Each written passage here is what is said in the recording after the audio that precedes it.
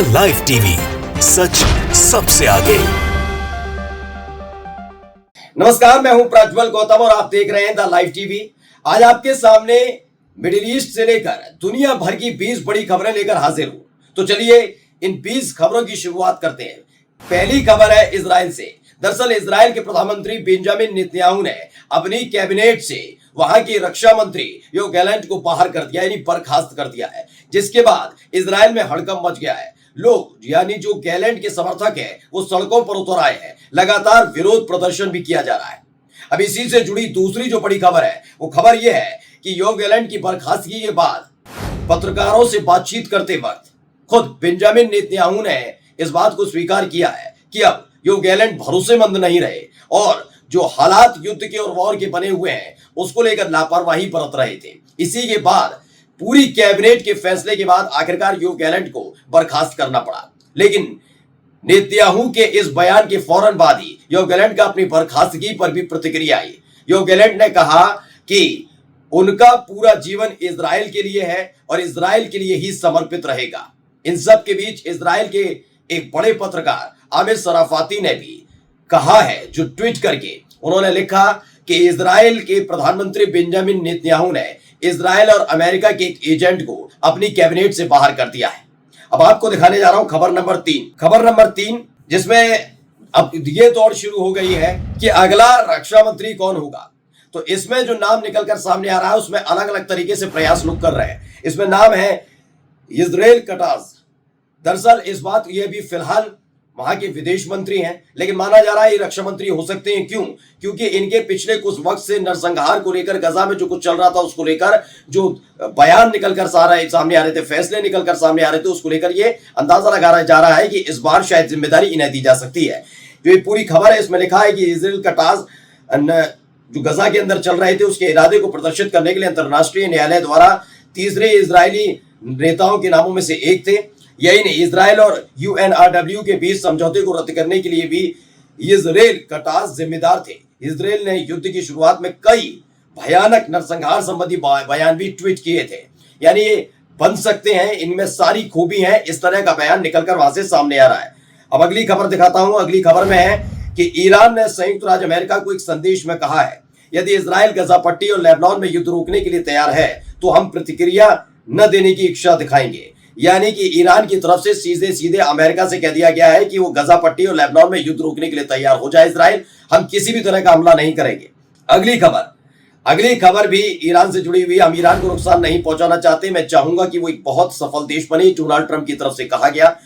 जैसे ही ईरान की तरफ से प्रतिक्रिया आई तो डोनाल्ड ट्रंप जो अपने आप को राष्ट्रपति मान बैठे हैं, उनका कहना है कि हम ईरान को नुकसान पहुंचाना नहीं चाहते। मैं चाहूंगा वो सफल देश बने, हम सत्ता परिवर्तन भी नहीं चाहते। लेकिन ये बात भी उन्होंने कही कि हम मानते हैं कि इस वक्त परमाणु हथियार ईरान के पास नहीं है। अब आपको दिखाने जा रहा हूं ईरान के जो विदेश मंत्री हैं, इनका नाम है अब्बास अरागची। उन्होंने क्या लिखा है? उन्होंने लिखा कि ईयू यानी यूरोपीय यूनियन ईरान के विमानों और यात्रियों पर प्रतिबंध लगाने की अफवाह फैलाई जा रही है, लगाने के उद्देश्य से अफवाह फैलाई जा रही है कि ईरान ने रूस के साथ बैलिस्टिक मिसाइल का इस्तेमाल किया है। यूरोपीय यूनियन ईरान की एयरलाइंस को और यात्रियों पर प्रतिबंध लगाने के लिए झूठ फैला रहा है कि ईरान ने रूस को यूक्रेन में इस्तेमाल करने के लिए बैलिस्टिक मिसाइल दी, जबकि खुद यूक्रेन के राष्ट्रपति ज़ेलेंस्की ने माना कि ईरान ने कोई भी मिसाइल रूस को नहीं दी है। अगली खबर मैं आपको दिखाने जा रहा हूं जो टाइम्स ऑफ इजराइल ने छापी है।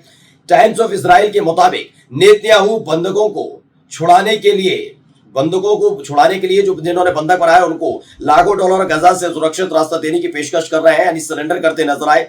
इसमें दावा किया गया है टाइम्स ऑफ इजराइल की तरफ से, प्रधानमंत्री बेंजामिन नेतन्याहू ने गजा में बंधक बनाने वालों को पृथक बंधक की रिहाई के बदले कई मिलियन डॉलर की पेशकश की है। और यह सारा दावा एक इजरायली अधिकारी के दावे की, अब उसके बयान के आधार पर किया गया है। एक अधिकारी है, उन्होंने बताया कि कितना पैसा दिया जा रहा है इसके लिए चैनल 12 की रिपोर्ट का जवाब देते हुए कहा कि प्रधानमंत्री बंधकों और बंधकों को रिहा करने वाले उनके परिवारों के लिए गजा से सुरक्षित मार्ग की गारंटी देने के लिए तैयार हैं। यानी कि एक्सचेंज पॉलिसी फिर से शुरू हो सकती है, इस तरह का दावा टाइम्स ऑफ इजराइल की तरफ से किया गया है। एक और खबर छापी गई टाइम्स ऑफ इजराइल की तरफ से, जब ये खबर निकल कर आई कि इस तरह की एक दोबारा से एक्सचेंज पॉलिसी की तरफ बढ़ा जा रहा है, तो हमास की तरफ से भी प्रतिक्रिया आई है। इसमें दावा किया गया है टाइम्स ऑफ इजराइल की तरफ से कि हमास ने 4 बंधकों के बदले संक्षिप्त गजा युद्ध विराम के कायरा के प्रस्ताव को खारिज कर दिया है।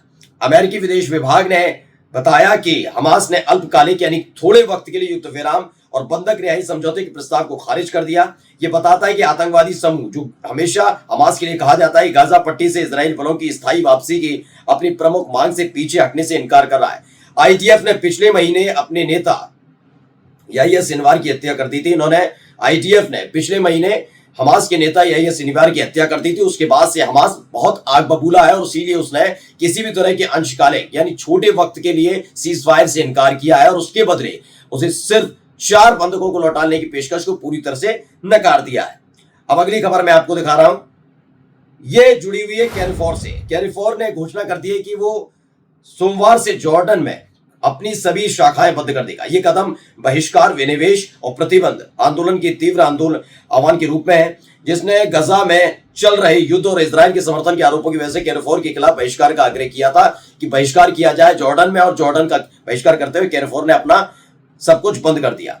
अब क्या है, गजा युद्ध समाप्त खत्म करने के लिए हमास किसी भी प्रस्ताव के लिए तैयार है, हमदान की तरफ से दावा किया गया। हमदान ने दावा किया है कि गजा को मैं युद्ध खत्म करने के लिए हमास तैयार है। हमास के वरिष्ठ अधिकारी के मुताबिक ये खबर बताई गई है। खबर क्या है कि हमास के एक वरिष्ठ अधिकारी ने संपूर्ण गजा पट्टी से, पूरी की पूरी गजा पट्टी से इजरायली बलों की वापसी, जो इजरायली सैनिक उनकी वापसी, वास्तविक जो उनके बंधक हैं उनको एक्सचेंज करने का पूरा पॉलिसी और समझौता होना चाहिए, और जो दोबारा नाराजगी है, एग्रेशन है, उसे खत्म करने और सुनिश्चित करने के उद्देश्य के प्रस्ताव के साथ जुड़ने के लिए फिलिस्तीनी जो आंदोलन है उसकी तत्परता व्यक्त की है। ये प्रेस टीवी की खबर है।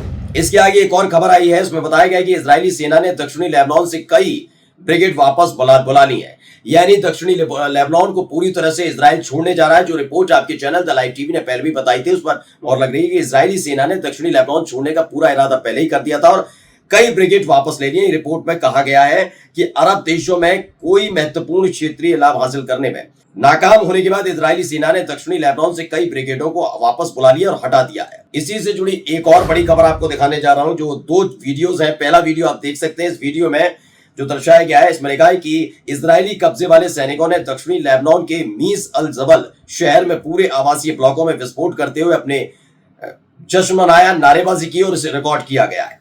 तो पूरी तरह से हंगामा होता रहा। वहीं दूसरी वीडियो भी निकलकर सामने आई, जिसमें आईडीएफ ने लेबनान में अलग अलग हिजबुल्ला आतंकी, जो उनके हिजबुल्ला के जो ठिकाने हैं उनको नष्ट कर दिया, उसको लेकर एक वीडियो जारी की गई है। तो ये दूसरी वीडियो जो मैंने आपको दिखाई है उससे जुड़ी हुई थी। अब आइए एक और खबर जो अल जजीरा ने रिपोर्ट किया है। दरअसल अल जजीरा ने रिपोर्ट किया है कि ईरान के एक परमाणु वैज्ञानिक थे मोहसिन फखरीजादे, जिनकी 2020 में नवंबर में तेहरान में हत्या कर दी गई थी। अब इस मामले में एक बड़ी कार्रवाई की गई है। खबर यह है कि ईरान की जो अदालत है उन्होंने 3 लोगों को इजराइल के लिए जासूसी करने और एक शीर्ष परमाणु वैज्ञानिक है मोहसिन फखरीजादे की हत्या में शामिल होने का दोषी पाए जाने के बाद मौत की सजा सुनाई है। नवंबर 2020 में राजधानी तेहरान के बाहर एक रोड पर जो हाईवे था उस पर उनकी कार पर घात लगाकर किए गए हमले में मोहसिन फखरीजादे की मौत हो गई थी और उसके बाद से ये मामला चल रहा था। फिलहाल इस मामले में 3 लोगों को मौत की सजा सुनाई गई है। अब फिर से खबर की तरफ आते हैं, वो हमास से जुड़ी हुई है। हमास ने फिर से दावा कर दिया है कि वो छोटे युद्ध विराम और जो बंधक समझौते को स्वीकार कर दिया और गजा पर नियंत्रण भविष्य में दोबारा से रीआर्मामेंट पर जोर दे रहा है। वहीं मिस्र के विदेश मंत्री के साथ सचिव जो है, अमेरिकन सचिव है, ब्लिंकन की कॉल के मुताबिक हमास ने संक्षिप्त युद्ध विराम बंधकों की रिहाई के प्रस्ताव को पूरी तरह से खारिज कर दिया है। समझौते में 48 घंटे के युद्ध विराम और 10 दिनों में 4 इजरायली बंधकों की रिहाई और इजरायली जेलों से 100 फिलिस्तीनी कैदियों को रिहा करने का प्रस्ताव दिया गया था, जिससे आगे की बातचीत शुरू होनी थी। लेकिन हमास ने गजा में नियंत्रण बनाए रखने के लिए और डिसआर्मामेंट पर जोर देते हुए इनकार कर दिया है कि हम इस तरह का किसी भी प्रस्ताव मानने के लिए तैयार नहीं है। अब ये वीडियो देखिएगा।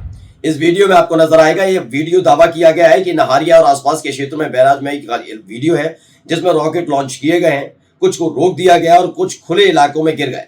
फिलहाल खबर यह है कि किसी भी तरह का कोई हताहत नहीं है, कोई किसी तरह की जनहानि नहीं हुई है। अब ये जो खबर है ये जरा समझिएगा। इस खबर में पूरी की पूरी रिपोर्ट निकल कर आई है। इस रिपोर्ट के वो पढ़िएगा। इसमें 1200 student killed in Gaza west bank since, ये बताया गया 7 अक्टूबर से अब तक 12,000 छात्रों को मार दिया गया, 19,000 स्टूडेंट को चोट लगी है, 450 स्टूडेंट गिरफ्तार किए गए, 7,80,000 स्टूडेंट्स जो हैं वो उनकी पढ़ाई पर पूरा इफेक्ट पड़ा है। 560 ऐसे टीचर्स और एडमिनिस्ट्रेशन हैं जो मारे गए। 3700 टीचर्स एंड एडमिनिस्ट्रेशन बुरी तरह से इंजर्ड हुए हैं। फिलिस्तीनी मिनिस्ट्री ऑफ एजुकेशन की तरफ से जानकारी दी गई है, जिसमें लिखा है फिलिस्तीनी शिक्षा मंत्रालय की नई रिपोर्ट के मुताबिक 7 अक्टूबर 2023 को गजा और वेस्ट बैंक में छात्रों और शैक्षिक कर्मचारी जो एजुकेशन से जुड़े हुए हैं, मतलब मैडम है, टीचर्स हैं, इन सब के खिलाफ इजरायली सैनिकों के द्वारा किए गए अपराधों का खुलासा हुआ है। जो आखिरी से आखिरी खबर मैं दिखाने जा रहा हूं, बस एक देखिए। इसमें लिखा है कि 300 से ज्यादा दिनों से जारी लड़ाई की वजह से कई रिजर्व ब्रिगेड गंभीर थकावट से पीड़ित हैं। ये कौन कह रहा है? ये दी ओथ ऑन ऑथ। इन्होंने साफ साफ एसएनएन इंग्लिश के दावा किया है कि 300 से ज्यादा दिनों से ज्यादा लड़ाई चल रही है और इसकी वजह से इजराइल की सेना कितना गंभीर रूप से थकी हुई है, इसका दावा वहीं से किया जा रहा है। अब आया है अल कसम ब्रिगेड की से जुड़ी हुई खबर, जिसमें बताया कि अल कसम ब्रिगेड ने उत्तरी गजा के सेंट्रल जवालिया में अल येमेन अल सईद अस्पताल के पास यासीन 105 डुअल वॉरहेड ट्रेडन के साथ एक आईडीएफ मरकबा टैंक को नष्ट करने की घोषणा की। बताया कि उन्होंने नष्ट कर दिया। अल कसम ब्रिगेड ने एक और पॉइंट ब्लैंक रेंज से 5 आईडीएफ इन्फेंट्री सैनिकों को खत्म करने का ऐलान किया है। वहीं एक और खबर आई कि ब्रिगेड ने सराया अल कुदस ब्रिगेड ने JDAMM IED-M के सीरीज का इस्तेमाल करके एक और मरकबा टैंक को उड़ा दिया। तो आज की ये 20 बड़ी खबरें आपके सामने लेकर आया था। नमस्कार। द लाइव टीवी, सच सबसे आगे।